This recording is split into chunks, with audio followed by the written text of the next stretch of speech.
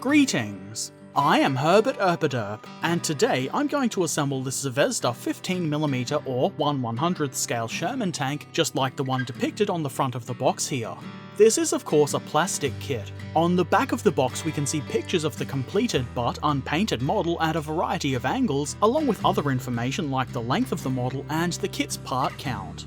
Also, I find it amusing to read the Russian word for Sherman, probably totally wrong. Wepma. Well, I find it amusing anyway. Inside the box we find this bag of sprue. As with all of the other Zvezda kits in this scale that I've built, there are not a lot of parts on these sprues. Only 19 in fact according to the box. These parts are fairly neatly detailed, and as best I can tell, they're free from any moulding errors. There are of course mould lines, but that's to be expected really. They're not too bad and will easily be cleaned up. The hull is made of a few parts, which is a bit different to other 15mm scale Shermans, which usually have a single piece shell for the upper hull. The tracks are single pieces, which I really appreciate. And like the turret of the Zvezda KV2, the hull in this model will be built around this spiny, framey part. There is a small instruction leaflet included which will be helpful. I can see how the spine assembly might be a little confusing if you've got no instructions. On the reverse side of the instructions is some information about Zvezda's game Art of Tactic in Russian, English and German. No decals are included with this kit. Let's start building. I'm going to start with the turret, just for something different. I start this by drilling out the end of the gun barrel because I don't like having flat-ended gun barrels if I can avoid it. If you're going to be doing this, be careful and go slow, especially on a gun this small.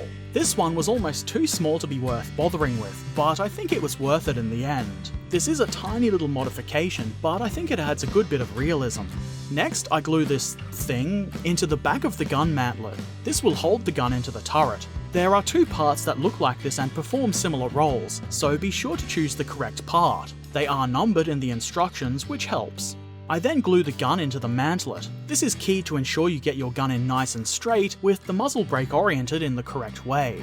I had to apply a little pressure to get the part into place. Do be careful when doing this. I think this part might easily be broken. As you can see, it's very gun.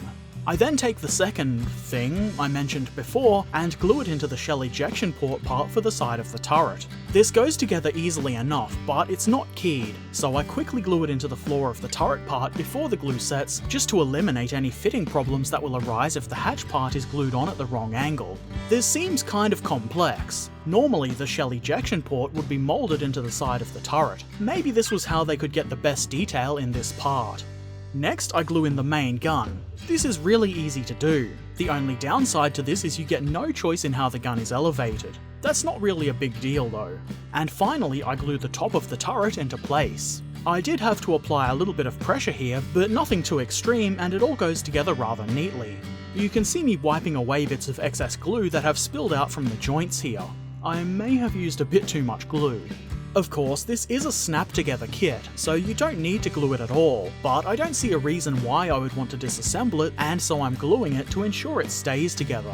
It looks like a Sherman turret, just like it's meant to, but that's not much good without the hull, so let's do that. I start by gluing the track sets to the hull sides. There are guide pins for this, but for some reason if you really want to, these could be installed backwards. I don't know why anybody would, but if anyone is unfamiliar with how a Sherman looks and didn't look at the instructions, they might accidentally do this, so don't, I guess. The drive sprocket goes towards the front of the tank. When you install them the right way around, they go in easily and look fairly decent. Next, I glue the hull frame part and hull bottom together. This is easy enough, though I had to apply pressure to get the parts all the way together. I wasn't 100% sure if I got this right. I then glue in the hull front. You can see the protrusion here for the hull machine gun. I like this because it eliminates the need for a tiny machine gun part. I slide the front plate over the machine gun and onto the posts of the frame. It needed a fair bit of pressure to go on and it's a little bit fiddly to do, but eventually I got there. There is a little bit of a gap, but it could certainly be much worse.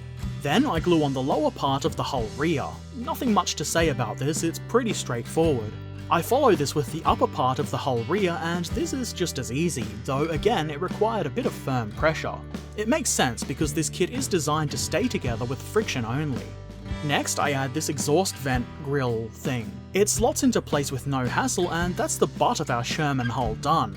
Some might say dat ass. Not me though, I'm a mature adult. In what I think is a pretty obvious next step, I attach the hull side and track assemblies. This is, again, fairly easy, though you might need to apply pressure in various places to get rid of some of the gaps. This is definitely not an absolutely perfect fit. You can see why a single upper hull shell piece is often used by other manufacturers. Next, to complete the hull, I add the hull top. Again, not a perfect fit by any stretch of the imagination, and you'll have to apply pressure to certain areas to try and avoid gaps as best you can. This will probably need to be filled with putty before painting, which is a bit annoying, but it could certainly be worse. Finally, the turret can be joined to the hull by way of this pin, which slots nicely into the hole. The fit is not especially tight, but it does keep the turret in place. If you wanted to be extra fancy, you could magnetize this. I didn't feel it was worth doing on this model. Let's compare this tank with the Plastic Soldier Company Sherman and one of Battlefront's plastic Shermans. You can probably see right away that the Plastic Soldier Company model, the more green tank, is a different variant of the Sherman. It and the Zvezda offering are both meant to be the M2A2, but they are clearly different. I'm not sure if this is quite realistic, but I believe the way an M4A2 looked did change over time. It's worth noting that the Plastic Soldier Company model is a Sherman in British service. The Battlefront model is supposed to be an M4A3 Sherman, though it does look very similar to the Zvezda model. The most notable differences for me are the protrusions for the drivers and co-drivers hatches on the British tank, and there's a slight difference in the length of all three models, with the Zvezda model being slightly longer than the Plastic Soldier Company tank, and the Battlefront version being longer still. The Plastic Soldier Company kit has a very slightly differently angled front plate. I'm not certain, but I think maybe the Zvezda model might be a mislabeled M4A3, but I'm no Shermanologist, so I can't be certain. Also, the Zvezda model lacks a machine gun or any stowage and comes with no choices whatsoever, which I find disappointing, though not surprising. In my opinion, for what it's worth, the Battlefront kit is superior, though all three models have their good and bad points. The Battlefront and Plastic Soldier Company kits have better detailing, and because the hull top is one piece, there are fewer gaps. The track sets all look reasonable, but the Plastic Soldier Company kit comes with those annoying multi-part track sets that are a massive pain in the ass to put together. The tread detail on those does look slightly better than the Zvezda version, but the Zvezda version looks okay too, and does not suffer from the gaps at the end of the tracks. The Battlefront tracks are the clear winner. They're one piece and have slightly better detail than the rest. None of these kits are super detailed display pieces by any stretch of the imagination, but they do function very well for their intended purpose, which is of course as gaming pieces. I would have no issue fielding all three of these Shermans in the same army, though maybe in different platoons. If I had to pick only one, it would be the Battlefront model, though they're all adequate models. Unsurprisingly, there is a good amount of choices for Shermans at a variety of prices in 15mm scale or indeed any scale. The Zvezda Sherman is at the lower end of the price range. That doesn't make it a bad model, but it is certainly not the greatest model. For its price, I am more than okay with it. It is going to need a little bit of putty work, but it should end up looking pretty decent when it's painted.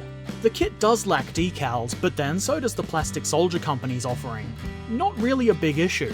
Appropriate decals are easy enough to come by, and anyone that's built an American tank or two probably has a couple of leftover Allied stars they could use.